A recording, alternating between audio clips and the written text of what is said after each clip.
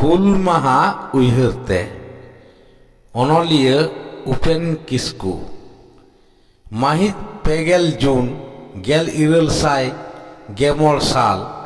भोगनाडीही कुल्ही मुचाद रेमबेड़े और चटनी धीरी ते बेनाव मेलान ढीप रे आषाढ़ बुंगा रेना राहला रिमिल उड माला कना सेरमा चोट रे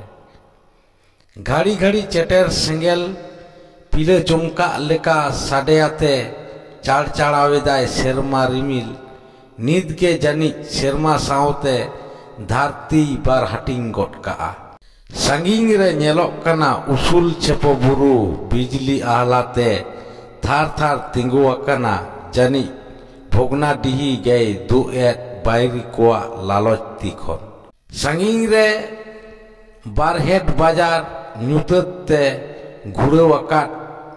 व्यापारी आर महाजन को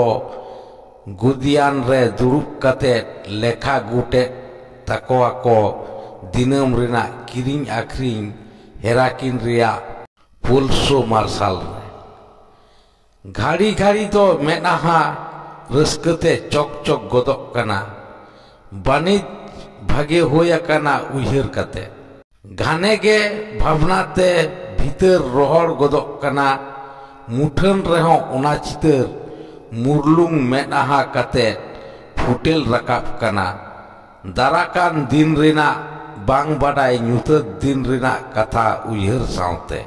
थाना खन दारोगा हरे कुललेट कोआ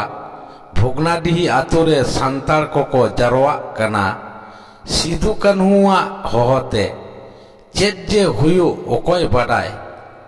चुनु मांझी हपन सिधु कान्हु बेयाड़ा चाबा कनाकिन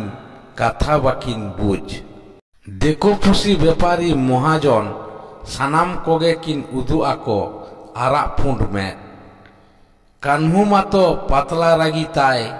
कापी गे गो का आय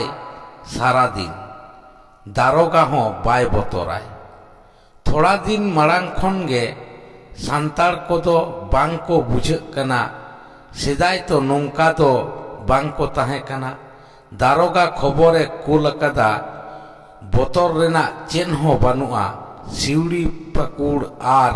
रामपुर हाट खन फत को हिजुक कना भोगनाडीही बाड़े बुटरे चेटेर न्यूरेन लेकागे गारजाव आंजोमेना बोयहा को आदि नाहाचार बन सहाव कदा हासा भिटर डिंड सानाम चलाव कना आरजावा सानामा गे बुलुंग बदलते को हाताव चाबा किदा कुल तारुप साव लड़हई कते बीर बुरु मा सफा कते आतु डीह तोल कते जहां हासाबन हासिल लेदा ओना दो उकाएना दारोगा पुलिस दिसोम रेन राज सरकार सानाम को मिट अकना रेल लाइन रेन ठिकेदार को सिम मेरम को रेज इदियेट बोना आबोरेन तिरले हपन हको आतकिरेट कोआ ओका सेट बन चला चेट बन चिकया रिमिल हुड हुडौ लेकागे आंजोमेना हुल हुल हुल